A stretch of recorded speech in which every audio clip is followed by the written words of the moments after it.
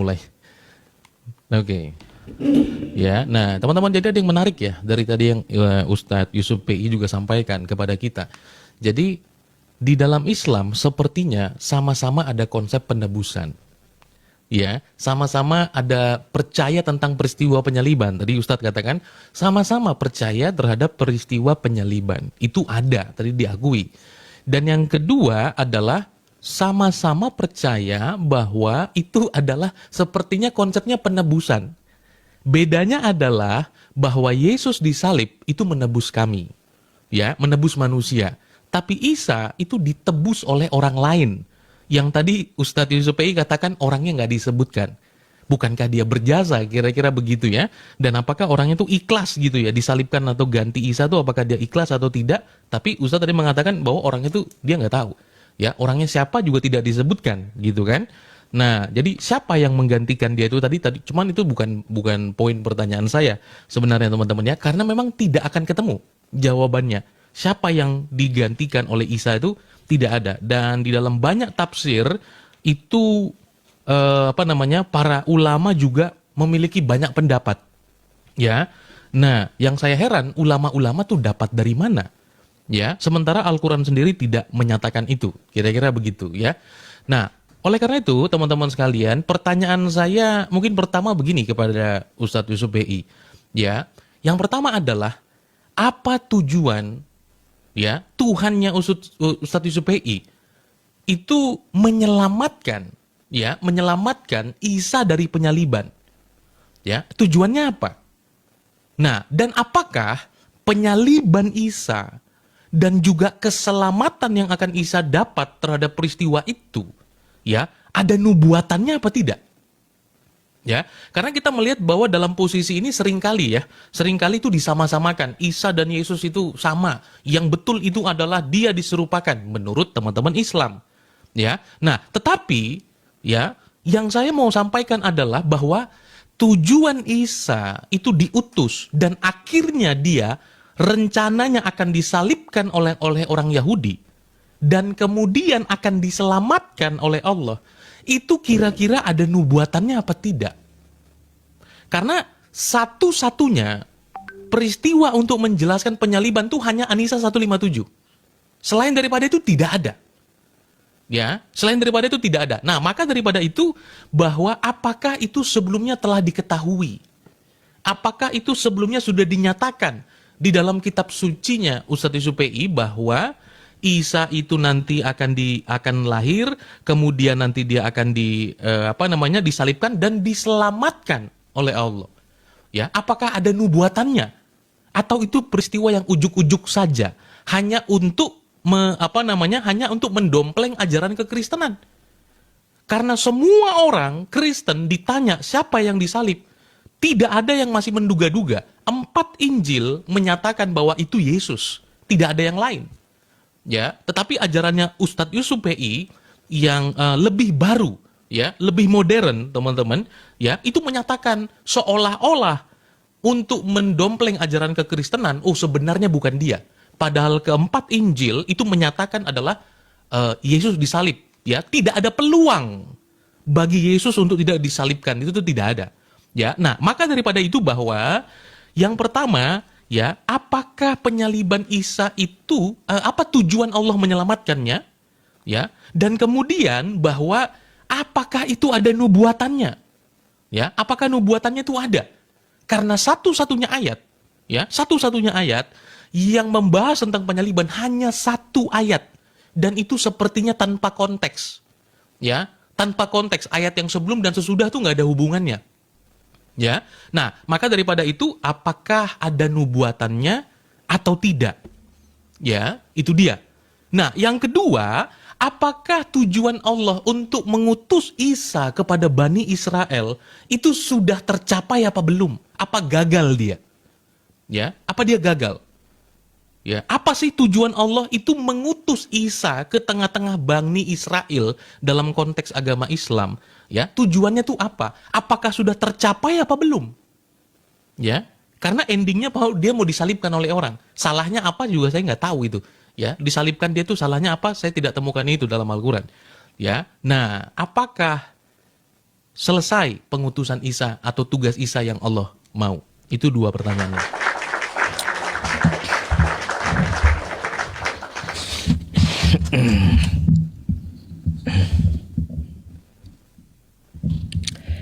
Oke.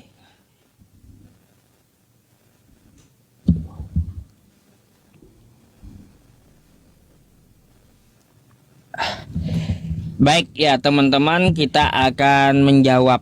Apakah ada ya tertulis di dalam Al-Quran bahwa Nabi Isa itu diselamatkan? Ya, ada Bang Jeki. Di dalam Al-Quran, Nabi Isa itu akan selamat pada hari dia wafat. Di mana itu tertera? Di dalam Quran surah Maryam ayat 33. Nah, ini saya bacakan dulu ya. Wassalamu alayya yauma wulidtu wa yauma amutu wa yauma ub'atsu hayya. Kesejahteraan semoga dilimpahkan kepadaku pada hari 1 dia dilahirkan. Dia selamat sejahtera ya dari tuduhan dia adalah anak haram atau anak zina. Oke? Dan ibunya juga selamat dari tuduhan tersebut. Makanya disebut selamat dia pada hari lahirnya. Habis itu pada hari wafatnya dia selamat. Maksudnya apa? Dia wafatnya tidak berdarah-darah. Gitu Bang Jeki. Artinya dia ya wafatnya secara normal ke manusia kebanyakan karena faktor umur, bukan karena pembunuhan. Gitu ya. Pada hari wafatnya dia selamat dan pada hari dibangkitkan hidup kembali di hari kiamat. Nah, jadi seperti itu. Lalu untuk apa Allah Subhanahu wa taala menyelamatkan Nabi Isa tersebut? Ya, karena Bang Jeki tugasnya belum selesai. Belum selesai. Dia diangkat ya, kedua kalinya akan diturunkan kembali karena tugasnya belum selesai untuk menegakkan kalimat tauhid. Dan ada beberapa tugas di akhir zaman yang memang ditugaskan Allah untuk dia. Apa itu? 1, di dalam hadis kami membunuh Dajjal. Yang kedua, ya, dia mematahkan salib-salib. Artinya apa? Tuhan kami, Allah Subhanahu wa taala, mengetahui Nabi Isa itu bakal dituhankan oleh para penyembahnya. Makanya dia selamatkan agar Nabi Isa turun kedua kalinya nanti mengklarifikasi kepada para penyembahnya. Nah, gitu. Makanya dia diselamatkan. Kalau dia tidak diselamatkan, maka tidak bisa lagi klarifikasi nantinya. Makanya dia diselamatkan, diturunkan kedua kalinya, dia akan menjelaskan ya dengan siapa dia serupakan. Hal ini ada di dalam Quran surah Az-Zukhruf ayat 63 ya teman-teman semua. Walamma jaa Isa bil bayyinat qala qad ji'tukum bil hikmah wa li ubayyina lakum ba'dal ladzi takhtalifuna fi fattaqullaha wa ati'un. Ketika Isa datang membawa bukti yang nyata, ini datang kedua kalinya ya, dia berkata, sungguh aku datang kepadamu dengan membawa hikmah dan aku menjelaskan kepadamu sebagian dari apa yang kamu perselisihkan. Maha benar Allah firman-Nya. Jadi kenapa dia mengetahui Nabi Isa itu akan dituhankan oleh pengikutnya? Makanya dia diselamatkan untuk kembali klarifikasi kepada orang-orang yang menuhankan dirinya. Jadi seperti itu. Ya, ada ya nubuatannya di Al-Qur'an, dia diselamatkan. Maryam 33 dan diturunkan ke dalam kedua kalinya untuk menjelaskan kepada siapa dia diserupakan saat disalib, bagaimana kronologinya, bagaimana ajarannya. Bahkan kalau kita melihat di hadis ya, itu ada beberapa hal tugas Nabi Isa mematahkan salib-salib, membunuh babi dan menghapus jizyah gitu Bang Jeki. Nah, berkaitan tentang masalah salib ini ya, kita mengetahui yang lagi viral ya, yang lagi viral, Kristen di seluruh Indonesia terpecah belah beberapa pendapat gitu tentang masalah rencana penyaliban. Kita mengetahui bersama, saya sebut aja namanya ya Bang Jeki, Edis TV, dia mengatakan bahwa rencana penyalipan itu adalah rencana iblis. Sedangkan Pak Bom Bom ya, dia mengatakan bahwa penyalipan itu rencana Allah Bapa.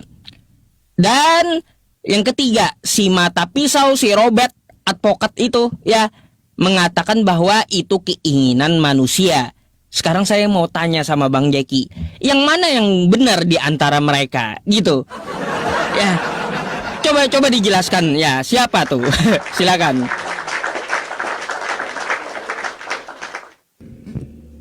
Oke. Baik. Tadi poin pertanyaan belum mulai ya waktunya. Oke. Jadi yang pertama, poin tadi tentang bahwa apakah penyelamatannya Isa tadi ada nubuatannya atau tidak. Itu tadi yang belum dijawab. Mengenai tadi tujuan diselamatkannya, saya bisa terima itu. Ya, bahwa katanya nanti akan ada tujuan Isa lain. Artinya tugasnya belum selesai toh. Nah, itu menurut Ustaz Syupe'i ya, itu dalam Al-Qur'an dan memang saya tahu itu. Ya, bahwa dia punya tujuan dan tujuannya itu tidak disebutkan dalam Al-Qur'an. Tujuannya itu disebutkan di dalam hadis. Ya, tidak disebutkan dalam Al-Qur'an apa yang menjadi tujuan Isa. Ya, tetapi mematahkan salib, membunuh Dajjal dan kemudian juga membunuh Dajjal, mematahkan salib dan membunuh babi ya, itu ada di dalam hadis dan tidak ada di dalam Al-Qur'an. Tapi teman-teman percaya keduanya. Oke, yang tadi belum dijawab itu adalah bahwa apakah ada nubuatannya atau tidak. Karena sesuatu yang bersifat kenabian itu dijelaskan sebelum peristiwanya terjadi. Dan mengenai ayat bahwa semoga aku diselamatkan pada waktu aku ini, pada waktu aku itu kan konteksnya adalah doa. Tapi apakah menurut Ustadz itu adalah sebuah peristiwa yang pasti terjadi? Ya, karena konteks daripada ayat itu adalah doa. Ya, bukan merupakan suatu peristiwa yang real terjadi. Ya, tapi konteksnya adalah doa. Tapi bagaimana Ustadz meyakininya?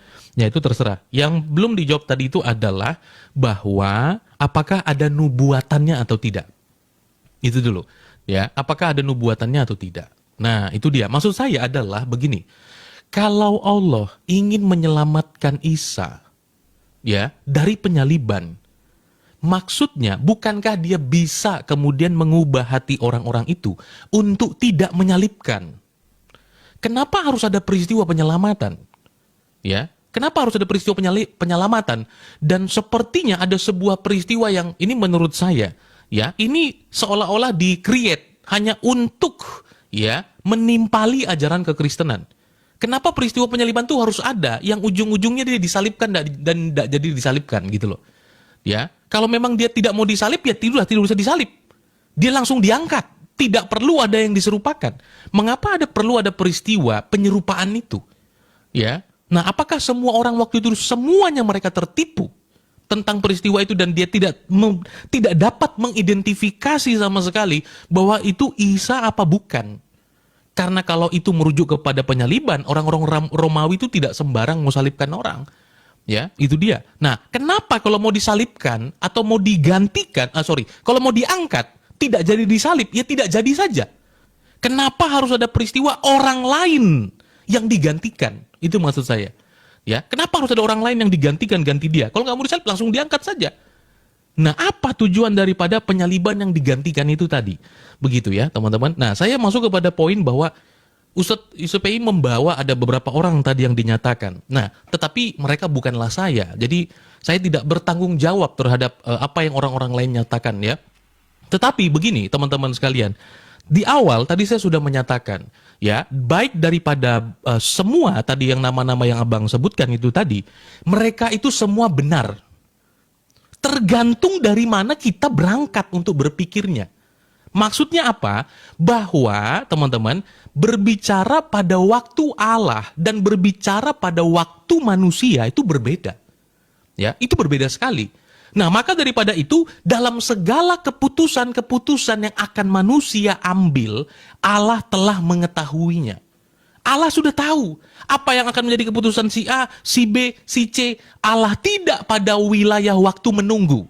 Sekali lagi, Allah tidak pada wilayah waktu menunggu. Sama seperti kita lagi nunggu jam 1 pagi. Ya, kita lagi nunggu. Tapi apakah Allah menunggu pada peristiwa itu? Menunggu jam 1 pagi juga sama seperti kita? Kan tidak. Nah, maka daripada itu, bahwa Bung Edis memandang pada peristiwa yang ada di bawah. Tetapi waktu Allah telah mengetahui apa yang akan diambil oleh orang-orang tersebut. Intinya pertama dasarnya, nanti kalau tidak sempat waktunya teman-teman ya.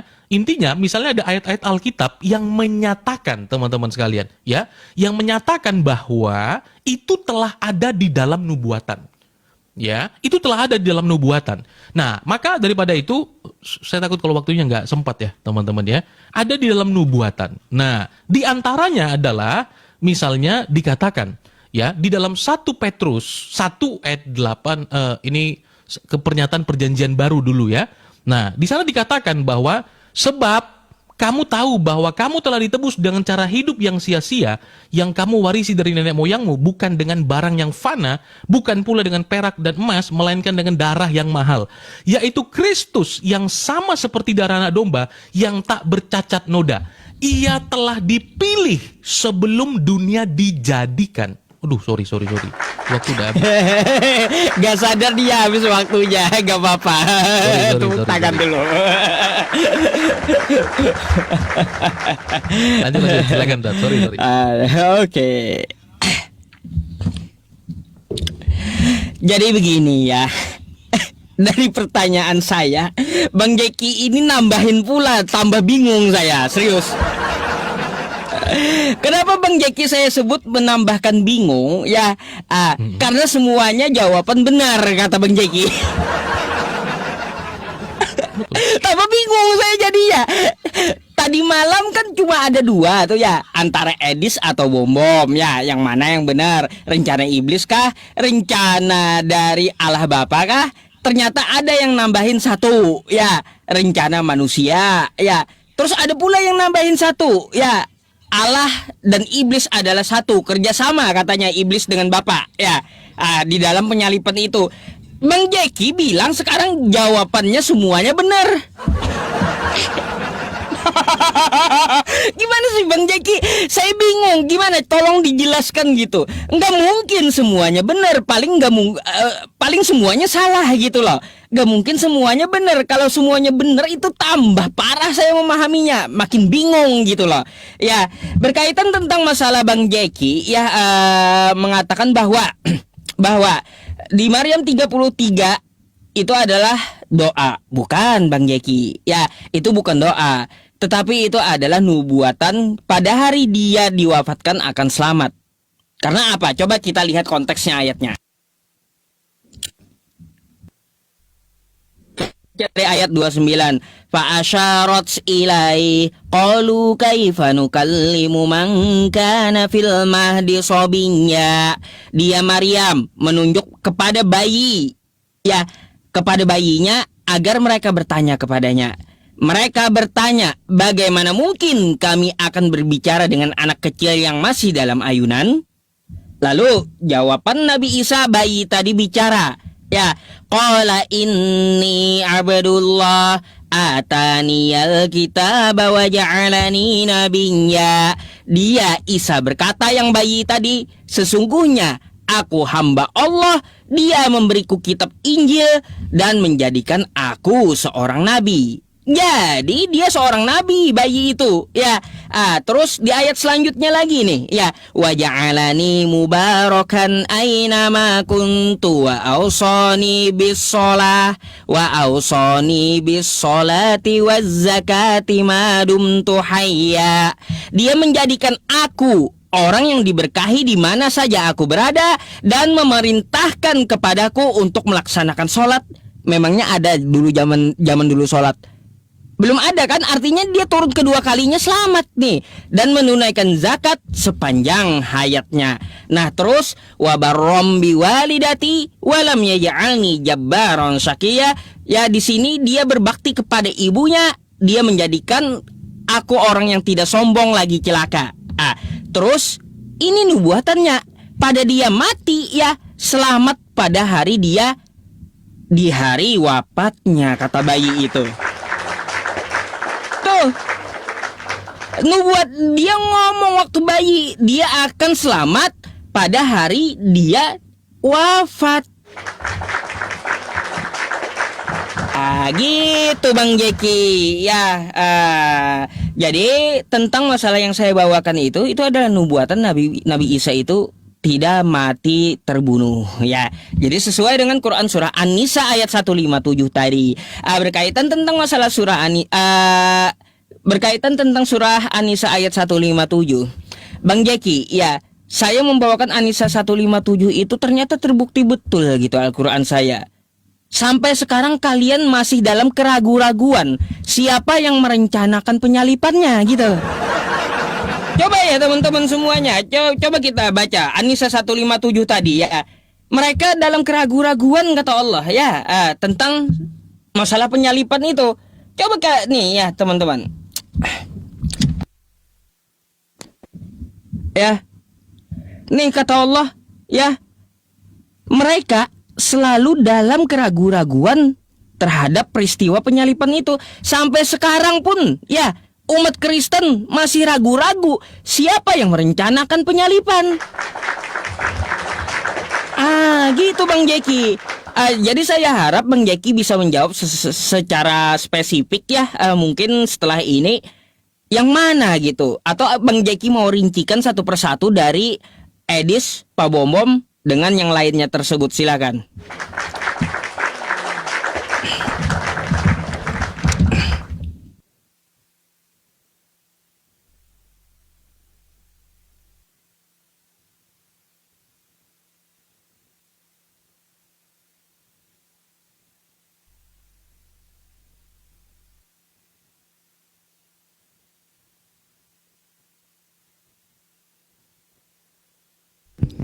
Oke, saya baru dapat penafsiran baru nih dari Ustadz Yusuf PI.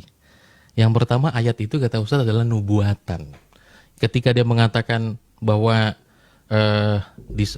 dikatakan diselamatkan, diwafatkan, dan hidup kembali, itu nubuatan.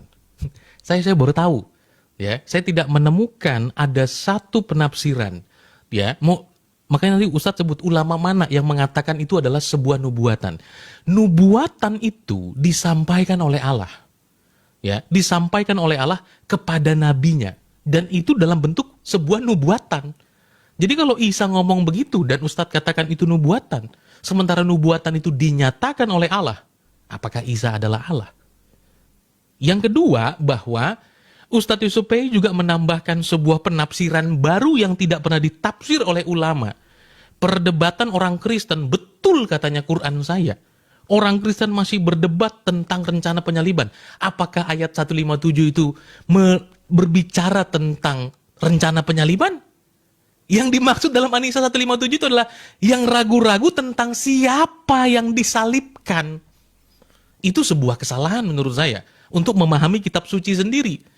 Karena kitab suci sendiri mengatakan An-Nisa 157 mereka di dalam keraguan-raguan tentang siapa yang disalib. Jadi bukan berbicara tentang rencana penyaliban, itu salah. Sebentar teman-teman ya, saya coba balik kamera supaya saya bisa menjelaskan mengenai waktu. Sebentar teman-teman ya.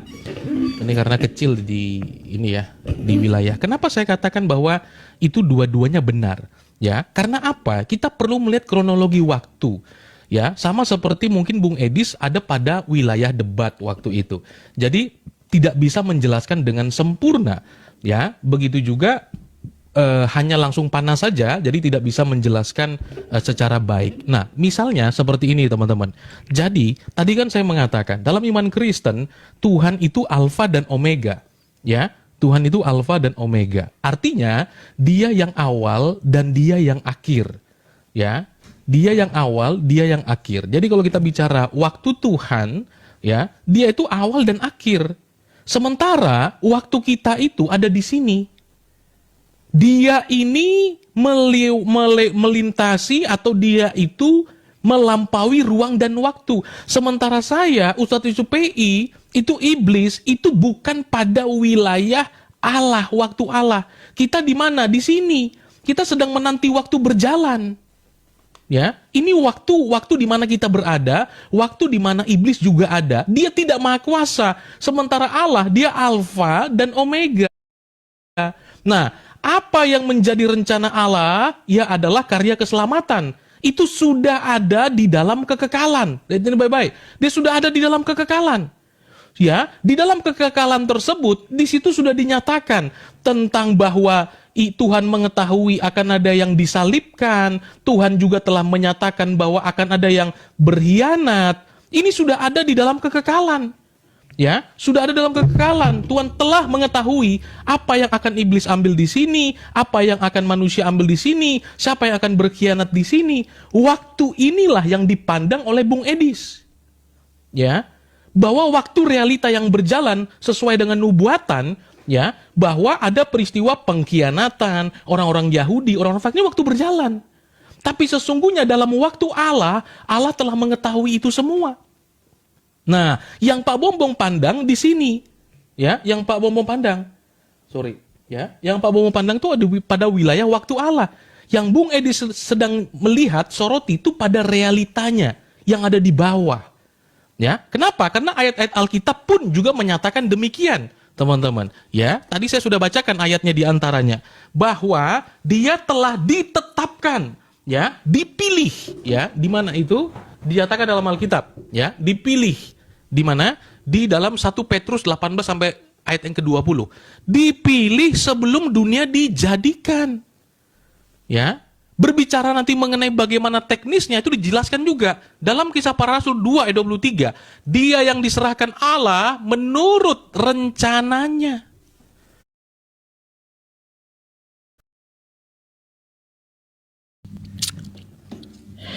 Aduh. Tadi ada pernyataan saya juga yang Ustadz tanggapi tentang itu nubuatan atau bukan tadi itu. Ya. Ya, silakan. Jadi begini, Bang Jaki ya, dari penjelasan Anda ya betul-betul ruwet gitu. Ya, ruwet. Saya bingung. Nanti saya coba putar ulang videonya, coba memahami apa yang Anda katakan gitu ya. Padahal kan saya nggak mungkin bisa mengatakan bahwa semua jawaban dari Edis Pak Bombom itu semuanya benar, nggak bisa gitu. Nggak mungkin rencana Tuhan itu ya ngambil dari rencana iblis, nggak mungkin gitu. Nggak mungkin. Rencana Tuhan itu ngambil dari rencana iblis, nggak mungkin. Nggak mungkin rencana Tuhan itu ya dicampuri oleh iblis, nggak mungkin itu. Makanya kalau yang mau ya kita akan menyalahkan salah satunya pastinya. Tapi kalau Anda bilang semuanya benar, waduh sakit kepala saya. Iya, masa Tuhan dan iblis rencananya dicampur-campur. Jadi kayak gitu Bang Jaki. Nah, berkaitan tentang masalah Al-Quran saya akan tanggapi ya. Kata Bang Jaki, ini penafsiran baru. Ulama mana? Ulama mana? Kata Bang Jaki yang menafsirkan ini adalah nubuatan. Bang Jaki, coba Anda ya, kalaunya belajar Al-Quran gini dulu dah ya. Susah sih ya kalaunya hanya terjemahannya saja. Di dalam ilmu Quran itu ada namanya cabang ilmu ulumul Quran, Bang Jaki. Salah satunya nahwu sorof. Di nahwu sorof itu kita dapat mengetahui kosakata Al-Quran ini apakah sudah terjadi atau belum terjadi. Gitu. Di dalam nahwu sorof ada namanya fi'il madi, ada namanya fi'il mudhari. Apa fi'il madi? Fi'il madi itu kejadian yang telah terjadi atau yang di masa lampau. Yang fi'il mudhari itu adalah kejadian yang sedang terjadi atau yang akan terjadi gitu. Terus ada fi'il amar, yaitu kata perintah. Nah, kalau kita lihat ya wassalamu pada hari dan keselamatannya, alayya yauma wulidtu, pada hari aku ya dilahirkan. Wulidtu ini, wulidtu fi'il madi. Kita sepakat semuanya Nabi Isa itu di zaman yang telah lalu telah dilahirkan beliau. Ya, makanya ini memakai kosakata fi'il madi, sudah terjadi. Tapi ketika beliau mati nih, wa yauma amutu, amutu ini bukan fi'il madi, tapi fi'il mudhari yang akan terjadi gitu. Padahal beliau masih bayi mengucapkan ini akan terjadi waktu beliau wafat nanti. Bahwa beliau wafat itu dalam keadaan selamat. Nah, jadi seperti itu.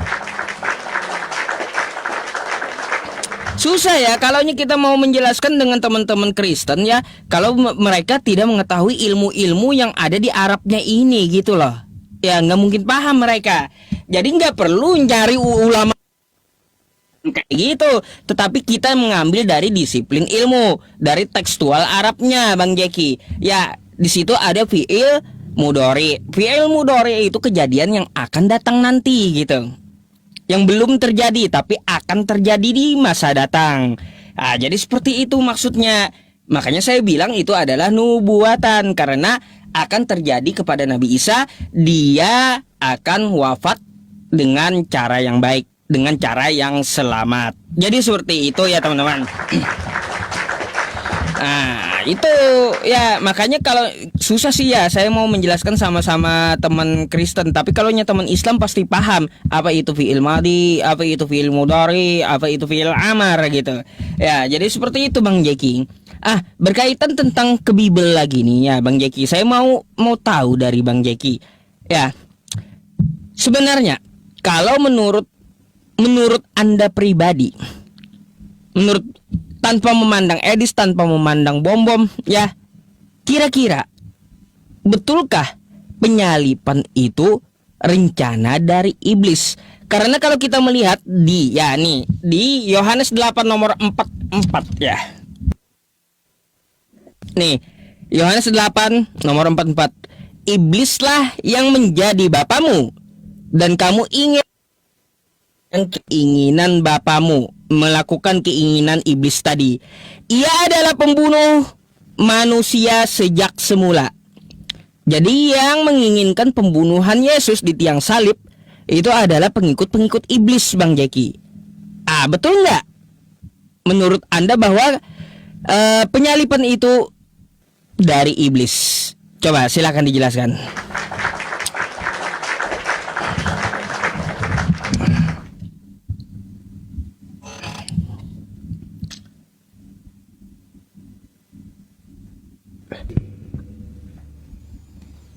Oke.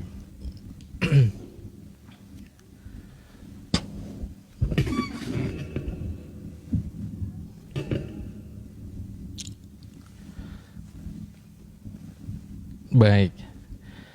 Ya, tadi mengenai ayat ya, Ustadz, bahwa tadi mengakui atau tidak bahwa ayat yang dimaksud tadi bukan tentang rencana penyaliban, tetapi tentang yang diserupakan. Siapa orang atau tokoh yang diserupakan tadi di dalam ayat yang Ustadz tadi sampaikan.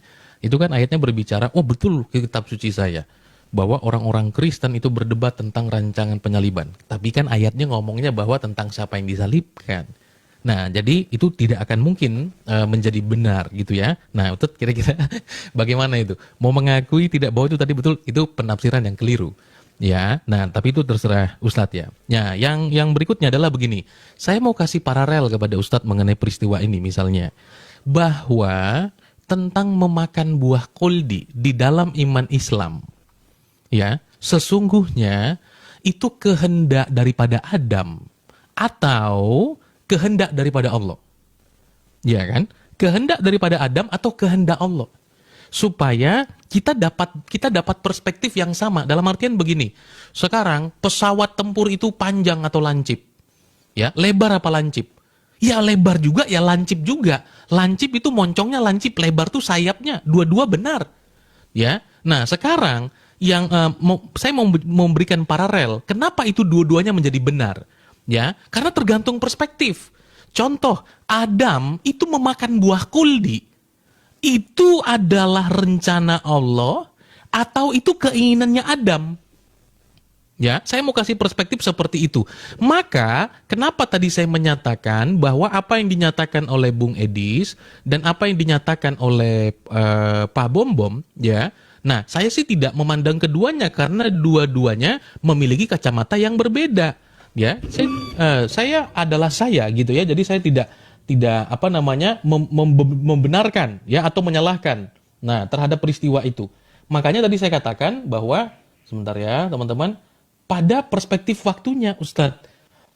Ya. Nah, maka tadi sudah saya jelaskan mengenai bagian ini, ya. Nah, ini saya perlu jelaskan lagi, ya, bahwa Tuhan itu dia alfa dan omega. Konsekuensi alfa dan omega, dia tuh yang awal dan dia yang akhir. Tidak mungkin ada sesuatu di sini yang dia tidak tahu. Ini alfa dan omega waktu Allah. Ini waktu kita yang sedang berjalan, ya. Ini waktu berjalan. Ya, kita berjalan 2021, 2022, 2000 sampai 26, ya 2026 misalnya di sini, ya. Nah, tapi apakah Tuhan sama seperti kita dalam waktu menunggu? Tidak. Ya, tidak. Maka daripada itu bahwa kita ada pada waktu berjalan, ya, di sini 2020, 2027, 2028, ya. Nah, tapi Tuhan dia melampaui ini semua. Nah, maka apakah iblis merancangkan penyaliban itu di dalam kekekalan? Tidak mungkin. Ya, karena yang kekal itu hanya Allah. Nah, maka daripada itu Allah telah mengetahui apa yang akan iblis lakukan di sini, di sini, di sini. Khususnya berbicara tentang penyaliban Tuhan Yesus. Iblis telah mengetahui apa yang akan menjadi perbuatan iblis. Ya. Nah, tetapi rancangan Allah adalah keselamatan. Iblis melihat kesempatan ini, dia mau pakai untuk merancangkan Yesus supaya Yesus mati. Ya, nah maka kita bisa melihat dua-duanya benar bahwa Allah merancangkan itu semua untuk mendatangkan keselamatan. Ya, tapi iblis merancangkan atau membuat itu bukan di dalam kekekalan pada waktu yang terbatas ini tadi, tetapi rancangannya pula bukan untuk supaya Tuhan Yesus itu disalib, bukan supaya Yesus menjadi penebus dosa. Tidak, dia mau menghancurkan Yesus. Ya, tidak ada karyanya dalam untuk kita salibkan dia supaya keselamatan. Tentu tidak.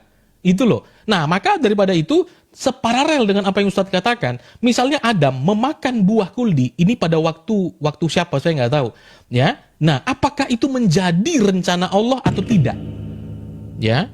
Nah, kalau itu menjadi rencana Allah, kenapa dia dipersalahkan dan diturunkan ke bumi? Ya. Itu dia. Nah, sekali lagi, bahwa itu waktu makan buah kuldi, ya, itu rencana siapa atau rancangan siapa? Ya, apakah Adam itu mau dipersalahkan terhadap peristiwa makan buah kuldi itu tadi? Ini sebagai paralel bahwa terjadi perbedaan perspektif waktu antara Bung Edis dan juga Pak Bom Bom. Ya, Bang Edis melihat pada peristiwa real yang ada di bawah. Ya, sementara Pak Bom Bom melihat pada peristiwa yang ada di atas. Yang dimana peristiwa yang ada di atas ini semua telah dinubuatkan, tidak mungkin meleset sedikit pun.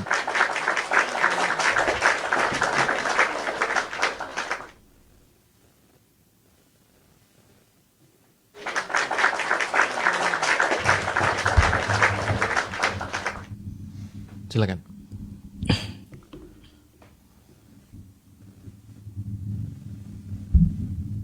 Terima dulu Bang Jeki.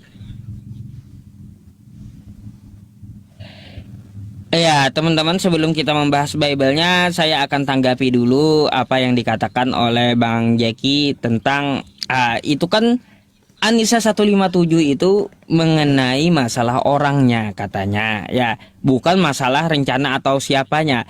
Jadi di sini Bang Jeki, ya, ini bukan cuma orangnya saja, ya, tapi menyeluruh. Kenapa menyeluruh? Dari rencana, konsepnya, semuanya, bahkan sampai siapa yang di tiang salibnya. Nih, coba kita lihat kosakatanya. Wa innalladzina ikhtalafu fihi lafi syakkim minhu. Ya. Dan sesungguhnya, ya, mereka benar-benar ragu. Talafu khotala ikhtilaf, artinya apa? Ragu, ya, bertentangan. Ikhtilaf. Wa innal ladzina ikhtalafu fihi lafi syakkim minhu.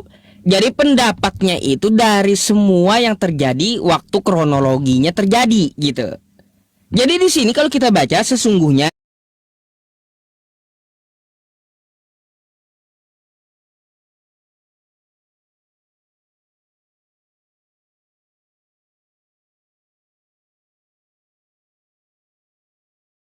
siapa yang menyerupai Nabi Isa. Itu keraguan-raguan sampai sekarang tuh ya, yang merencanakannya iblis atau Bapa. Terus yang di tiang salibnya ya, itu betul atau tidak Yesusnya? Karena kan juga tidak diketahui dari penulis ya. Dari penulis Bible, kalaunya kita melihat di sejarahnya tidak ada yang langsung berhadapan dengan tiang salibnya Yesus kan gitu. Jadi seperti itu Bang Jeki. Kalaunya untuk masalah Quran surah An-Nisa 157. Mereka keraguan-raguan ya, selalu dalam keraguan-raguan terhadap tentang masalah penyalipan itu. Ya terbukti aja sampai zaman sekarang, apakah rencana iblis atau rencana Allah, atau yang diserupakan kepada siapa? Nabi Isa ini? Kan kayak gitu. Lalu buat apa diserupakan? Bang Jeki, kalaupun kita mau melihat ya, melihat mukjizat yang tidak diceritakan dalam Islam ya Bang Jeki ya, ternyata ada di dalam kitab kalian. Mukjizat Yesus itu salah satunya dia bisa berubah rupa. Tuh mukjizat dia salah satunya, dia bisa merubah rupanya. Ini saya bukakan ya. Nih, beberapa ayat ya tentang Yesus berubah rupa gitu. Nih, teman-teman bisa kita lihat di sini ya. Ketika ia berdoa, rupa wajahnya berubah. 1. Lalu Yesus berubah rupa di depan mata mereka. 2. Ya, banyak gitu ya. Terus di sini lagi nih. Nih Markus 9 nomor 2. Lalu Yesus berubah rupa di depan mata mereka. Jadi kalaunya kata Allah dia diserupakan, gampang dia merubah rupanya gitu, menyerupai dia. Gampang kali karena mukjizatnya yang dia lakukan bisa merubah rupanya gitu. Gitu Bang Jeki. Ini sebenarnya tidak diceritakan dalam Islam. Berubah rupa ini hanya ada di Bible saya temukan. Jadi seperti itu. Nah, berkaitan tentang masalah penyalipan, Bang Jeki menurut saya tidak tegas menjawabnya gitu ya, menjawabnya dengan gambar yang mana yang betul. Dari segi pandangan Bom dengan Edis, kedua-duanya betul kata Anda ya. Kalau menurut saya ya nggak mungkin dua-duanya betul. Ini menurut saya ya, pendapat saya, ambil tarik kesimpulannya. Dua-duanya nggak akan bisa betul. Karena apa? Tuhan dengan iblis itu nggak akan menyatu, bagai minyak dan air, kan kayak gitu. Nah, nggak mungkin Tuhan ya mengambil dari rencana iblis. Kayak gitu. Ngapain Tuhan ngikutin rencana iblis? Aneh-aneh aja. Masa juga iblis tahu pula dengan rencana Tuhan? Kan aneh pula. Berarti kalau tahu iblis itu dengan rencana Tuhan, iblis maha tahu, lebih tahu daripada Tuhan pula nanti. Bingung saya Bang, serius Bang, puyeng saya. Gitu. Silakan ditanggapi.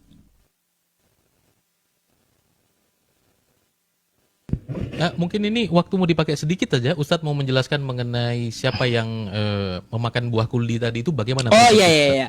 Ini ya putaran kemenangannya. Baik. Ya, jadi siapa yang memakan buah kuldi, apakah itu keinginan iblis ya atau ketetapan dari Tuhan? Bang Jeki, saya jawab secara ringkas ya. Makan buah kuldi itu bukan keinginan Tuhan, bukan keinginan iblis, tapi keinginan Adamnya sendiri. Iblis dia hanya menyerukan kepada Adam. Terserah Adam mau mengikuti atau tidak, karena Adam diciptakan dengan kehendak bebas atau free will. Jadi seperti itu. Itu jawabannya.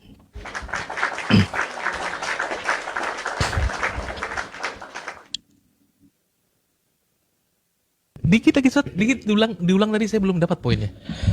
Jadi gini ya.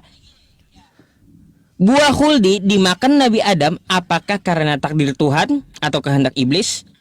Jawabannya bukan keduanya, bukan kehendak Tuhan ya, bukan kehendak iblis, tapi atas free will, kehendak bebas, yang mana Adam diciptakan dengan kehendak bebas, bisa memilih yang benar yang salah, atau melanggar atau taat. Nah, jadi waktu iblis menyerukan, "Hai Adam, makanlah buah pengetahuan atau buah khuldi itu, kamu akan hidup menjadi kekal." Dia yang menyerukan, terserah Adamnya mau ikut atau tidak. Ternyata Adam ikut tergoda. Itu atas kehendaknya sendiri, bukan kehendak Tuhan, bukan karena kehendak iblis. Iblis hanya menyerukan. Jadi seperti itu. Baik.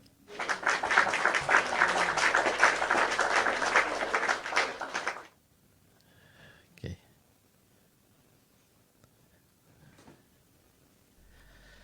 Ya, teman-teman, mungkin saya ada pada kebingungan yang sama, tapi saya harap Ustadz menjelaskan seperti saya.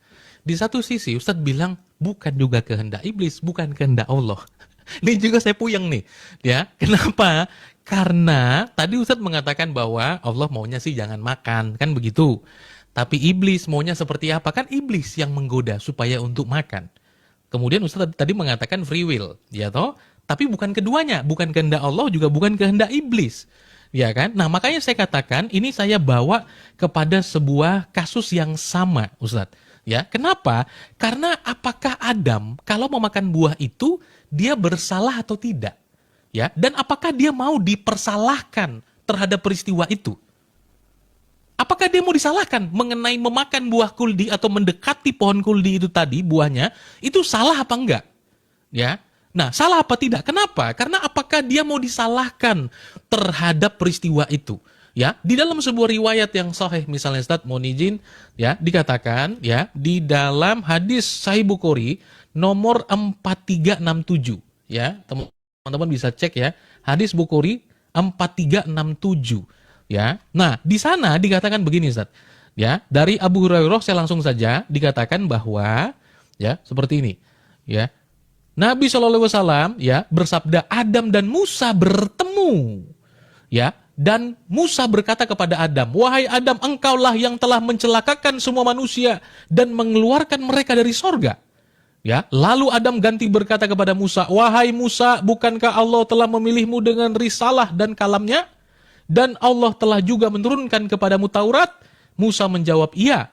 Adam berkata lagi, "Bukankah kamu mendapati," dikatakan ya, mendapatkan di dalamnya bahwa hal itu telah ditetapkan kepadaku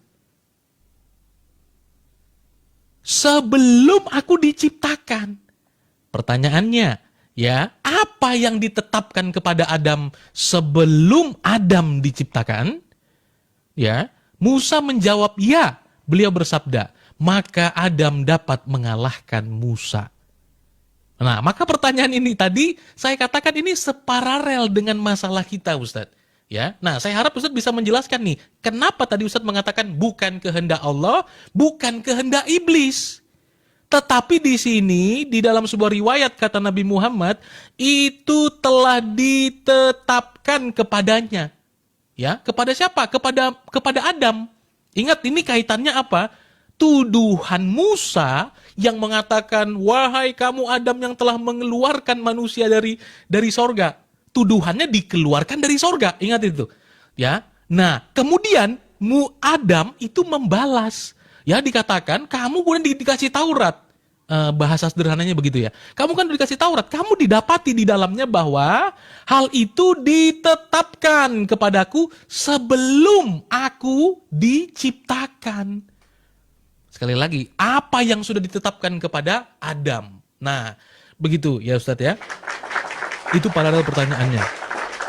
Nah, oleh sebab itu teman-teman sekalian, sekali lagi saya ulang bahwa kalau tadi Ustadz pakai teori saya menjawab, mungkin bisa menjelaskan itu. Maksud saya adalah kita sama-sama tahu bahwa waktu Tuhan dengan waktu kita berbeda. Di dalam Islam juga mengenal bahwa dia yang awal, dia yang akhir, ya. Nah, maka daripada itu bahwa tadi saya menyatakan bahwa apa yang telah menjadi keputusan manusia, ya, di sini itu Tuhan sudah tahu karena dia itu melampaui waktu kita. Ya, dia melampaui waktu kita. Sebab apa? Dia alfa dan omega. Ya, dia yang awal dan dia yang akhir. Maka keputusan iblis di sini, di sini, di sini, Tuhan telah mengetahuinya. Keputusan kita nanti di 2027, siapa tahu Ustadz jadi Kristen misalnya. Kita nggak tahu, ya kan? Nah, Tuhan jamah hati Ustadz misalnya, oh iya benar ini Bang Jeki. Ya, kita nggak tahu 2027. Ustadz bisa menyangkal, tapi kalau Tuhan kemudian berkehendak, nggak bisa ditolak itu Ustadz. Ya kan? Nah, maka daripada itu bahwa kita nggak tahu keputusan apa yang akan kita ambil pada wilayah ini. Nggak tahu. Tapi Allah memiliki waktu dan dia berdaulat di dalam ini. Ya, nah, rencana Allah supaya keselamatan itu dinyatakan. Nah, maka Bung Edis melihat di sini bahwa iblis akan menggunakan waktu ini kesempatan untuk menghancurkan Yesus di sini. Tapi dia tidak mengetahui bahwa di dalam kekekalan, ya, Allah punya rancangan yang mulia pada salib tersebut. Ya, itu dia. Dan perlu diingat, sorry. Habis. Kasihkan Bang Jeki jelaskan. Oke. Kasihkan, sorry. Saya akan jawab dulu ya pertanyaannya. Silakan.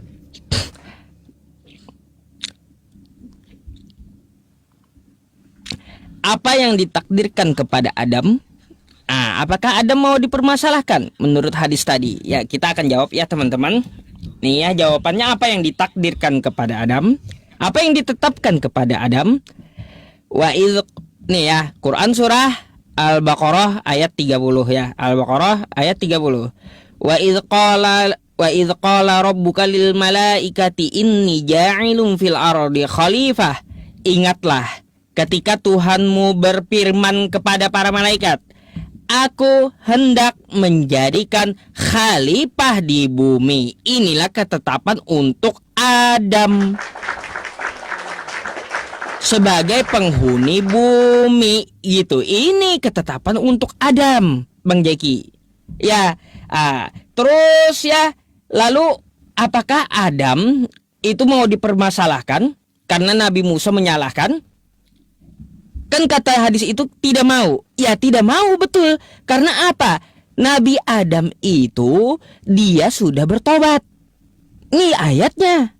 Ya, fa'azallahuma syaitanu anha fa'akhrajahuma mimma kana fih. Ya, lalu setan menggelincirkan keduanya darinya sehingga keduanya dikeluarkan dari segala kenikmatan ketika keduanya ada di sana, di surga. Lalu di sini apa? Adam bertobat, fatalaqqa. Ya, fatalaqqa Adamu mir rabbihi kalimatin fataba alaih. Kemudian Adam menerima beberapa kalimat dari Tuhannya, lalu dia pun menerima tobatnya. Ya jelaslah Nabi Adam udah tobat, mau disalahkan Nabi Musa, bukan salahku, kata Nabi Adam. Mana bisa menyalahkan Nabi Adam? Makanya nggak ada dosa waris, nggak ada istilah dosa waris, dosa turunan itu nggak ada. Bahkan di kitabnya Bang Jeki kan, coba lihat di Kejadian tuh ya, di situ Adam bertobat, nggak ada Adam itu dikutuk, nggak ada. Yang dikutuk itu adalah tanah dan ular gitu, bukan Nabi Adamnya, tapi tanah dan ular yang dikutuk.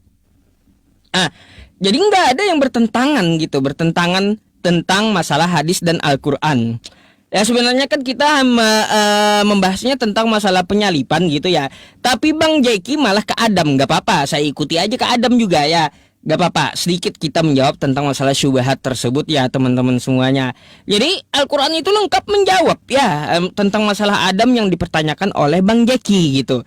Kenapa Adam tidak mau dipermasalahkan di dalam hadis itu? Karena dia udah bertobat dan tobatnya diterima. Nah, makanya nggak ada di dalam istilah Islam itu dosa warisan, nggak ada. Ya saya harap jangan melenceng dari tema lah ya kayak gitu. Bang Jeki tadi gimana tuh ya? Anda belum jawab juga. Betulkah nih ya masalah iblis yang membisikkan ke Yudas ya? Penyalipan itu berarti rencana dari iblis gitu. Apakah Anda mau ingkar terhadap Bible Anda? Karena gini Bang Jeki, saya temukannya di Yohanes 8 nomor 42. Coba Anda buka. Nih ya. Kita baca ya teman-teman. Yohanes 8 nomor 42. Ya, kata Yesus kepada mereka, "Jikalau Allah adalah Bapamu, kamu akan mengasihi aku. Jadi kalaunya Anda mengakui bahwa Bapa itu adalah Allahmu, maka kata Yesus, kamu tidak akan mencelakai aku, tapi mengasihi aku," kata Yesus. Jadi yang menginginkan Yesus tidak tersalib itu pengikut Allah Bapa. Yang menginginkan Yesus tidak tersalib. Tetapi ya, kalau kita baca di ayat 44-nya, kata Yesus seperti apa? Iblislah yang menjadi bapamu, dan kamu ingin melakukan keinginan-keinginan bapamu. Ia adalah pembunuh manusia sejak semula. Nah, ini iblis adalah pembunuh manusia sejak semula. Kan kayak gitu. Upah dosa adalah maut. Makanya dia menggelincirkan Adam supaya berdosa, dan supaya upah Adam adalah maut gitu. Jadi kita mau ikut yang mana nih? Ya, kalau kita menginginkan Yesus itu mati di tiang salib, ya artinya apa? Iblislah bapamu, kata Yesus. Nah, ini yang mana yang betul gitu. Itu dari tadi saya tekankan ya. Coba tolong dijelaskan sama saya tentang hal itu.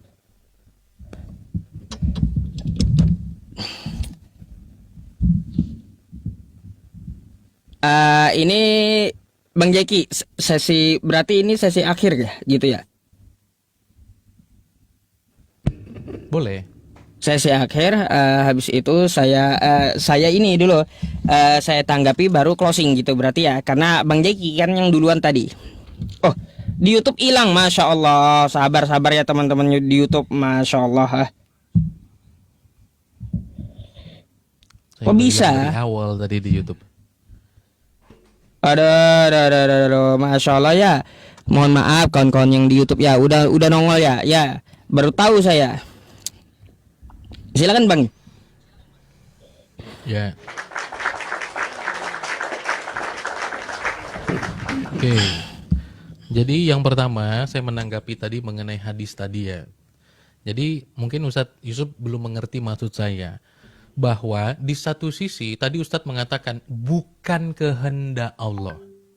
Yang kedua adalah juga bukan kehendak iblis. Data bahwa itu kehendak Allah, saya sampaikan hadisnya. Data juga itu juga diinginkan oleh iblis, ada juga Al-Qur'annya. Ya. Nah, tapi kesimpulan Ustadz adalah itu free will. Sementara ada hadis yang menyatakan Adam tidak mau dipersalahkan terhadap hal itu, jawabannya apa? Karena sudah taubat.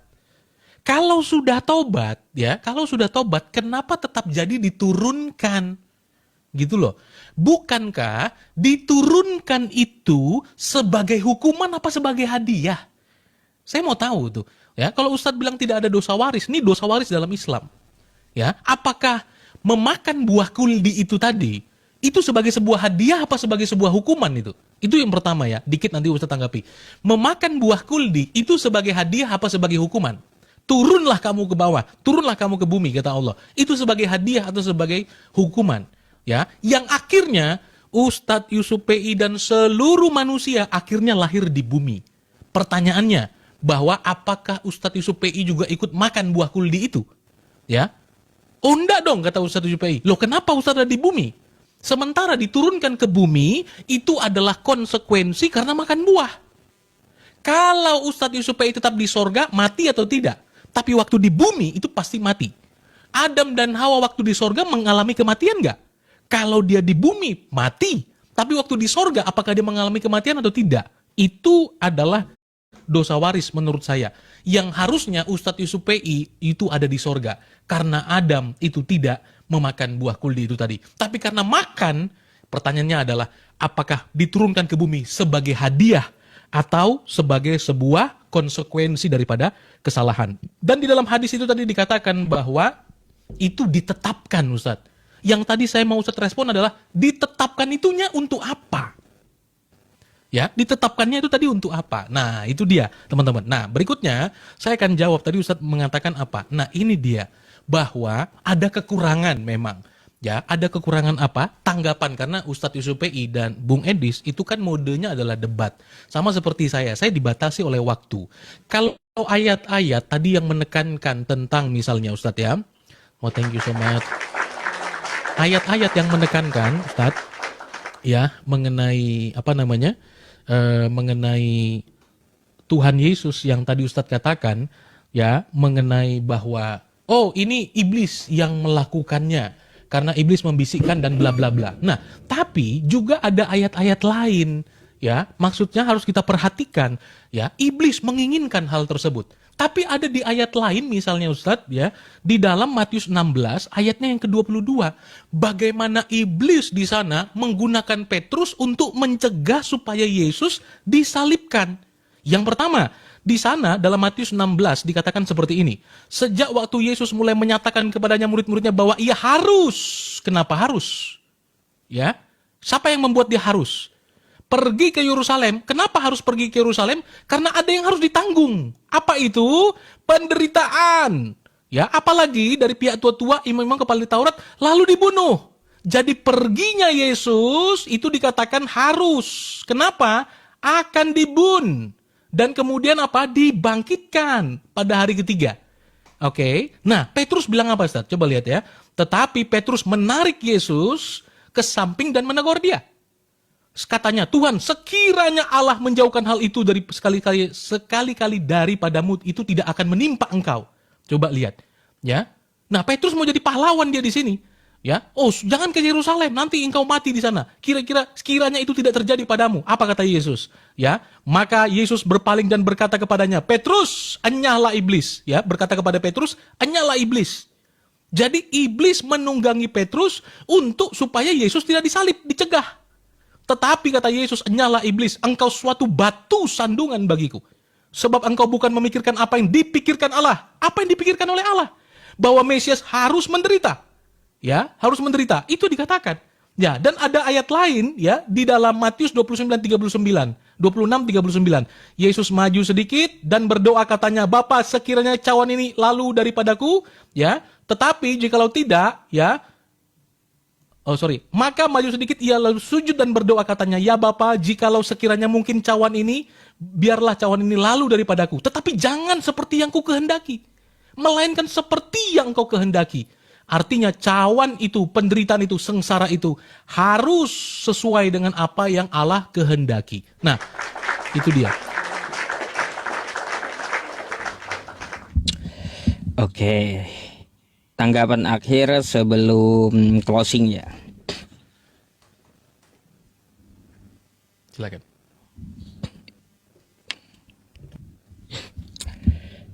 Saya akan jawab dulu apa yang ditanyakan oleh Bang Jeki ya.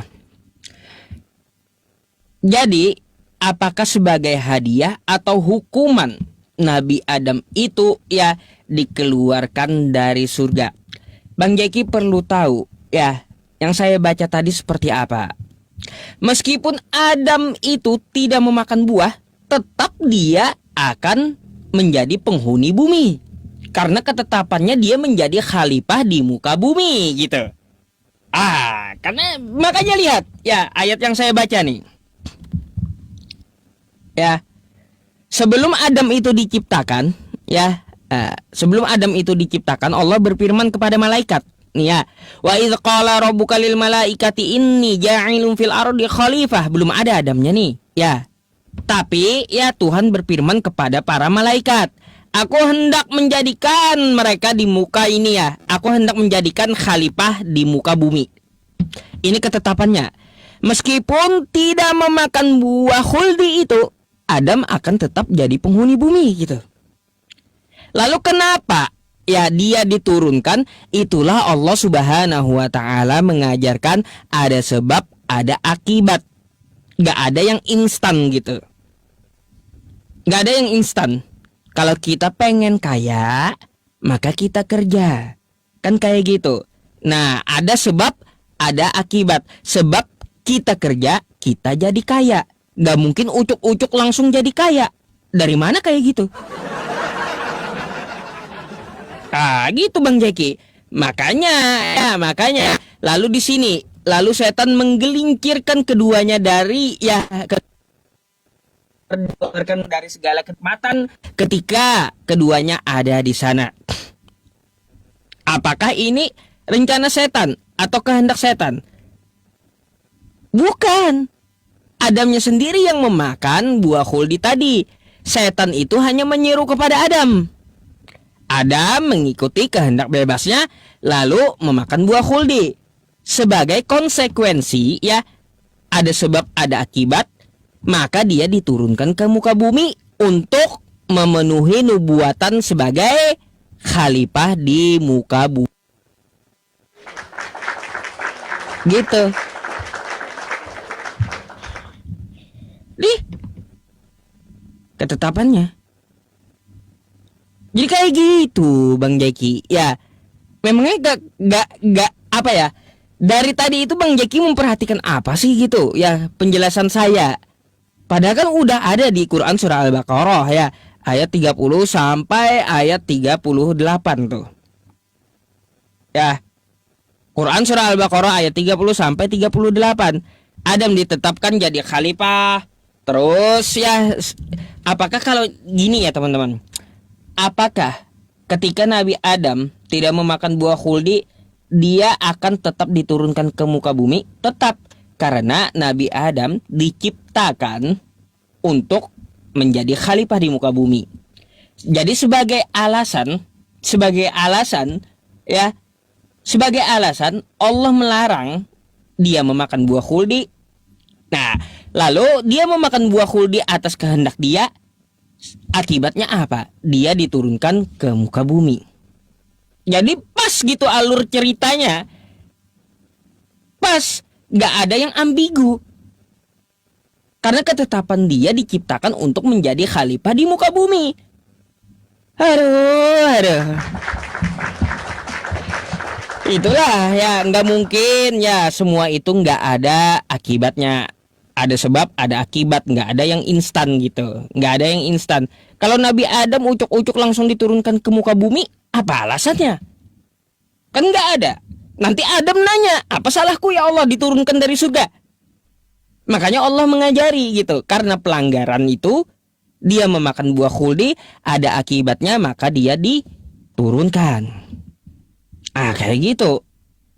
Jadi Bang Jeki ya, semua ketetapan Allah itu berjalan dan pasti terpenuhi. Dia menjadi khalifah di muka bumi. Jadi seperti itu. Saya nggak bertanya lagi tentang kekristenannya. Mungkin bisa kita closing habis ini ya Bang Jeki. Terima kasih.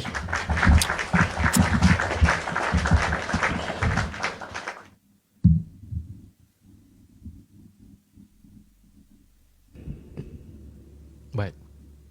Silakan Ustaz. Oke, kawan-kawan semuanya, kita closing statement di awal.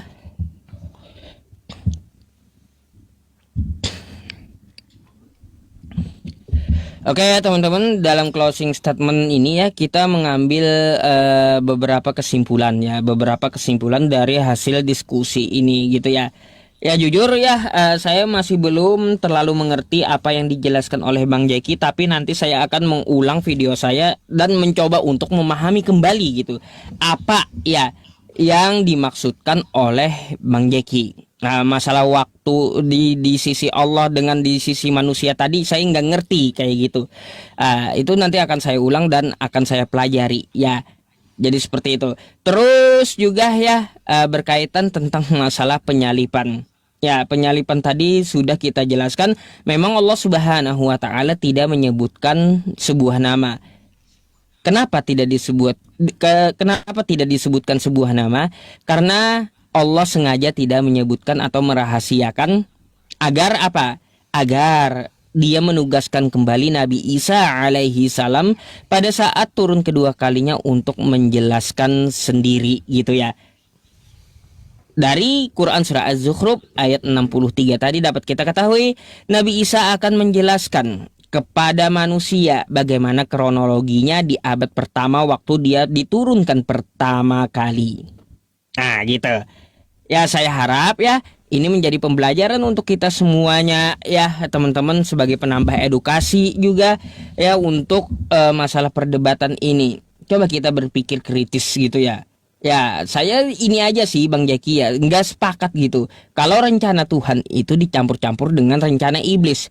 Gak mungkin Tuhan kerjasama dengan iblis, nggak mungkin.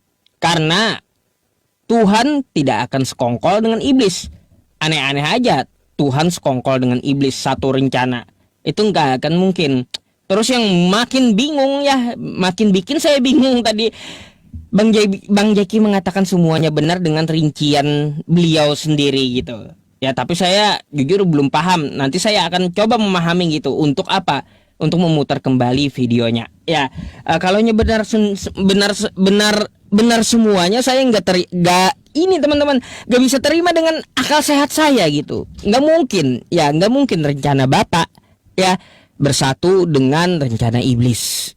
Itu nggak mungkin gitu. Ya teman-teman semuanya, jadi ya kita mengetahui yang viral saat ini ya terpecahnya di Indonesia tentang masalah penyalipan ini berbeda pendapat. Saya mencoba membahasnya dengan Bang Jaki, ya bukannya dapat jawaban Bang, tapi tambah bingung sayanya. Semuanya benar jadinya. Aduh. Iya. Mau kayak gimana lagi ya, itu jawaban beliau ya kita hargai gitu. Jadi apapun jawaban beliau akan kita hargai dan akan kita pelajari. Ya Bang Jaki. Terus apalagi ya di dalam penyampaian saya tentang masalah Nabi Isa alaihi salam. Oh ya satu lagi nih, Bang Jaki kan biasanya suka belajar dan baca buku ya. Jadi tolong dipelajari tuh ya kalau bisa tentang masalah fi'il madi, fi'il mudhari' tadi gitu. Ya, coba dipelajari tentang masalah itu agar apa? Anda paham dan mengerti konteksnya di dalam Al-Qur'an itu. Ya, kalau dijelaskan oleh umat Islam. Jujur saya tadi agak kesusahan juga menjelaskan kepada Anda karena Anda nggak bisa baca bahasa Arabnya gitu. Karena bahasa Arabnya tuh ada ilmu-ilmunya di situ Bang Jaki. Ya, ada disiplin ilmunya. Di situ ada. Jadi kalaunya saya menjelaskan secara tekstual dari Arabnya, Anda akan ngerti gitu. Kalaunya sudah nggak bisa baca Arabnya, hanya terjemahannya saja, saya pun jadi bingung cara menjelaskannya kayak gimana gitu. Karena saya menjawabnya dengan ilmu gitu, ilmu ulumul Quran, nahwu sorob, nggak jawab sembarangan. Tapi seperti itulah, saya hanya menyarankan saja gitu ya sama Bang Jaki. Tapi saya sangat berterima kasih kepada beliau ya, diskusi dengan baik dan santun dan tidak ngotot-ngotot dan sebagai pengetahuan untuk kita semuanya. Terima kasih untuk Bang Jaki dan penontonnya. Jika ada salah kata atau khilaf ya dalam ucapan saya ataupun penyampaian saya yang kurang ya bagi teman-teman muslim, saya mohon maaf gitu. Ya mungkin itulah closing dari saya ya. Wa tammat kalimatu rabbika sidqan wa adala la mubaddila li kalimatih wa huwas samiul alim. Ya, telah sempurnalah kalimat Tuhanmu yang di dalamnya mengandung kebenaran dan keadilan. Allah Maha mendengar lagi Maha mengetahui.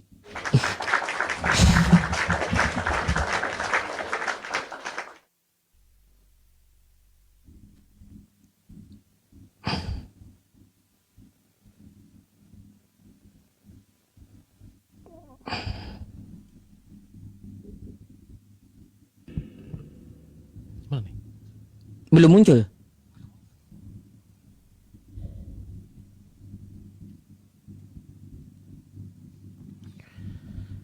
Oke. Baik. Terima kasih sebelumnya juga untuk Ustadz Yusuf PI yang juga boleh sama-sama kita menyetujui untuk perdiskusian dalam kesempatan ini teman-teman ya. Terima kasih untuk teman-teman juga yang ada di penonton Ustadz Yusuf. Kita mau diskusi lintas iman itu adalah diskusi yang baik karena kita negara beragama, bukan negara satu agama. Jadi membicarakan agama tidak boleh menjadi hal yang tabu ya, tapi dengan harus penuh hormat dan saling memperhatikan ya untuk etika dan adab kita masing-masing. Nah, teman-teman, bahwa sebagaimana tadi Ustadz Yusuf PI mengatakan bahwa saya kesulitan untuk memahami ya dan lain hal sebagainya dan nanti akan mengulang. Saya rasa itu baik sekali. Di awal tadi Ustadz Yusuf PI mengatakan bukan kehendak Allah, bukan juga kehendak iblis ya, tetapi kemudian merangkum semua jawaban itu adalah ternyata itu Di dalam sebuah hadis dikatakan sudah ditetapkan. Apa yang ditetapkan? Supaya Adam itu tadi menjadi khalifah di bumi. Tapi bagaimana teknisnya? Caranya adalah kemudian iblis menggoda. Di dalam surat Toha ayatnya yang ke-121. Kemudian Syaiton membisikkan pekerjaan jahat kepadanya. Pekerjaan jahat kepadanya. Ya, dengan berkata, nah itu saya tidak memulai lagi teman-teman. Tapi di situ kan ada peran iblis. Ya, untuk menggoda Adam. Ya kan? Apakah bisa saya katakan, berarti iblis rencananya untuk menurunkan Adam ke bumi, bekerja sama dengan Syaiton, supaya rencana Allah itu jadi. Tapi saya nggak sanggup berpikir seperti itu. Gitu ya, teman-teman. Karena saya tahu itu pada wilayah yang berbeda. Ya, nah, maka penjelasan saya atau terkait dengan kasus penyaliban, itu hampir sama. Ya, hampir sama. Nah, bedanya adalah teman-teman Islam percaya Allah menciptakan iblis. Gitu loh, itu bedanya. Karena kami tidak percaya iblis diciptakan untuk jadi iblis. Karena iblis itu adalah status baru bagi malaikat yang jatuh. Nah, tetapi teman-teman sekalian, semua yang kami sampaikan, yang kami tampilkan itu tadi, ya, adalah sebuah pendiskusian mengenai penyaliban. Di dalam iman Kristen, dalam Alkitab secara komprehensif sudah dinyatakan bahwa penyaliban itu ibarat puzzle, ya, ibarat puzzle itu, ya, bahwa sudah satu-satu masing-masing diberikan cuplikan-cuplikan tentang berapa yang akan menjadi Tuhan Yesus dibayar untuk informasi itu. 30 keping perak, itu ada nubuatannya. Seorang sahabat akan mengangkat tumitnya untuk melawan aku. Sudah dikatakan dalam Alkitab, pengkhianatan sebelum Yesus datang. Dia menusuk tangan dan kakiku. Sudah dinyatakan sebelum, ya, Yesus datang sebagai manusia. Ya, 30 keping perak sudah dinyatakan berapa akan digadaikan Kristus itu. Sudah dinyatakan itu semua. Nah, oleh sebab itu, terima kasih banyak. Oleh sebab itu bahwa kita perlu melihat bahwa cuplikan demi cuplikan, ya, atau nubuatan demi nubuatan, ingat sekali lagi teman-teman yang di bawah supaya tidak salah paham. Nubuatan itu adalah pernyataan waktu Allah yang terbatas dan secara khusus. Ya, secara khusus. Nah, maka daripada itu dia tidak membukakan segala hal. Tapi ada secara khusus yang dinyatakan kepada manusia melalui nubuatan-nubuatan itu. Ya, itu yang kita perlu ketahui. Nah, maka daripada itu mengenai tadi saya katakan penyaliban, ditusuk tangan dan kaki, kemudian mengenai pengkhianatan, itu sebelum Yesus datang. Jadi bagaimana mungkin itu baru dipikirkan oleh iblis? Ya, konsekuensinya apa? Kalau rancangan penyaliban adalah karya iblis atau dirancang oleh iblis, maka Allah pernah tidak punya rancangan. Ya, Allah pernah tidak punya rancangan terhadap penyaliban. Rancangan itu baru ada ketika iblis merancangkan penyaliban Yesus. Itu konsekuensinya. Nah, hal itu yang tidak dipandang atau belum dipandang oleh Bung Edis. Gitu loh. Tadi saya sudah nyatakan juga 2 ayat mengenai kehendak iblis itu kadang dia mau mendorong supaya Yesus disalibkan. Kadang dia mau mendorong supaya Yesus tidak disalib. Karena iblis tidak maha tahu. Dia punya pengetahuan tapi iblis tidak maha tahu. Ya, itu dia. Nah, maka daripada itu iblis sejak dari Yesus lahir sudah mau berusaha untuk membunuh Yesus. Ya. Nah, ketika dia lahir, ya, Herodes membuat sebuah aturan. Ya, kemudian ketika juga iblis menggoda dia supaya dia jatuh dari bait suci, ya, tapi itu semua tidak berhasil. Harus tepat sesuai dengan nubuatan. Seperti Yesus katakan dalam Lukas 24, ya, semua yang tertulis tentang aku dalam kitab Taurat Musa, kitab para nabi dan Mazmur Daud harus digenapi. Ya, itu dia. Ustaz. Terima kasih banyak. Ustaz, Oke, terima kasih banyak waktu. ya. Terima kasih buat teman-teman semua. Bang Jaki ya.